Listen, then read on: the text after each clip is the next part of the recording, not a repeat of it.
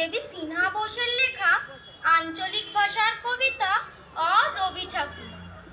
और রবি ঠাকুর হে, আজ তুয়ার জনম দিনে তোকে মোরা কুছু দিতে লাগি। মন্নি মুক্তা যা আছে মোদের ভাড়ারে, ঠাকুর গ সে তো সবই তুয়ারি।